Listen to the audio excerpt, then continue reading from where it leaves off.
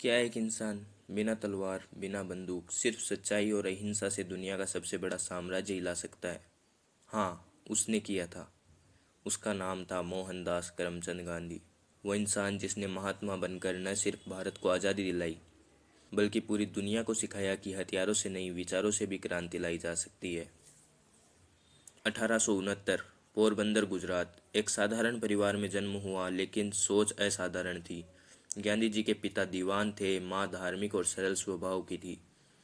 बचपन से ही गांधी जी सच्चाई, व्रत और आत्मसंयम के प्रतीक बनते जा रहे थे। स्कूल में एक बार शिक्षक ने नकल करने को कहा, लेकिन गांधी जी ने इनकार कर दिया। वहीं से उनकी सच्चाई की यात्रा शुरू हुई। फिर इंग्लैंड की पढ़ाई की, लॉ की डिग्री की। वहाँ उन्होंने देखा पश्चिम की सभ्यता कितनी भौतिक है, लेकिन वहीं से उन्होंने ये भी सीखा कि सभ्यता कपड़ों से नहीं, विचारों से बनती है। 1893 में केस लड़ने गांधी जी दक्षिण अफ्रीका पहुंचे। वहीं उनकी जिंदगी ने मोड़ लिया। ट्रेन से फर्स्ट क्लास टिकट होने के बावजूद उन्हें बाहर फेंक दिया गया, सिर्फ इसलिए कि वे भारतीय थे। उस रात ठंडी प्लेटफॉर्म पर बैठकर उन्होंने तय किया, अब अन्याय के खिलाफ आवाज़ उठानी ही होगी।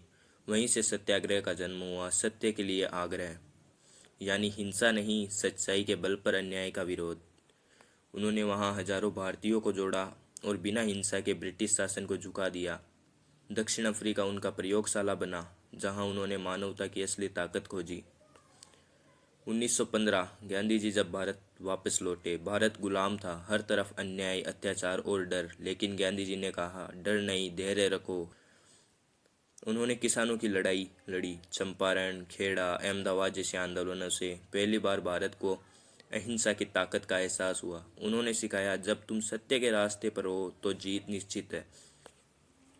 1920 गांधी जी ने अंग्रेजों को चुनौती दी, हम अब तुम्हारा सहयोग नहीं करेंगे। लाखों लोगों ने सरकारी स्कूल छोड़ दिए, नौकरी छोड़ दी, विदेशी कपड़ों को जला दिया। पूरा देश एक हो गया।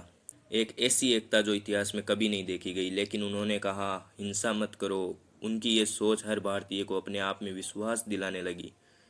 गांधी जी ने कहा, स्वराज सिर्फ राजनीतिक आज़ादी नहीं है, आत्मनिर्भरता भी है। उन्होंने चरखा चलाया ताकि भारत खुद के कपड़े बना सके।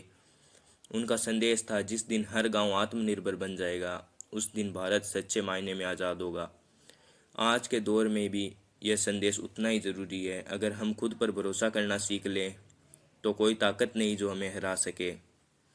1930 जब अंग्रेज़ों ने नमक पर टैक्स लगाया, तो गांधी जी ने 240 मील की पैदल यात्रा शुरू की। हजारों लोग उनके साथ थे। समुद्र तट पर उन्होंने नमक उठाया और कहा, यह मेरा अधिकार है। यह सिर्फ नमक की बात नहीं थी, यह प्रतीक था आत्मसम्मान का। दुनिया ने देखा, बिना हथियार, बिना सेना, एक बूढ़ा व्यक्ति ब्रिटिश साम्राज्य को हिला सकता है। 1942 गांधी जी ने देश से कहा, भारत छोड़ो। उनका नारा था, डू और डाई, करो या मरो। ब्रिटिश सरकार ने गांधी जी और कांग्रेस के नेताओं को जेल में डाल दिया, लेकिन यह आंदोलन पूरे भारत में आग की तरह फैल गया। हर गली, हर गांव में आवाज़ उठाई गई, गांधी जी, हम आपके साथ हैं। लोगों ने अपने स्तर पर सत्याग्रह जारी रखा और यह साबित कर दिया, आज़ादी अब सिर्फ एक सपना नहीं, एक संकल्प है। 1947 सालों के संघर्ष, बलिदान और एकता के बाद भारत को आज़ादी मिली। गांधी जी ने कहा, अब आज़ादी मिल गई है, लेकिन असली काम अब शुरू होता है, जब हर भारतीय सच्चा, ईमानदार और अहिंसक बनेगा। गांधी जी की सोच ने न सिर्फ भारत को बल्कि दुनिया के नेताओं को भी प्रेरित किया। मार्टिन लूथर, नेल्सन मंडेला और अनगिनत अन्य लोगों ने उनसे सीखा कि बदलाव संवेदनशीलता और सच्चाई से लाया जा सकता है। आज भी जब हम हिंसा, गुस्से या नफरत के माहौल में होते हैं, गांधी जी की आवाज़ गूंजती है। आंख के बदले आंख पूरे विश्व को अंधा बना देती है। उनकी सीख आज भी कहती है, आपके अंदर के सत्य को पहचानो, वही सबसे बड़ा हथियार है। अगर आपको लगता है कि यह संदेश आज के युवाओं तक पहुंचना चाहिए, तो इस वीडियो को शेयर करें और याद रखो, बदलाव हमेशा एक से शुरू होता है और शायद वो एक आप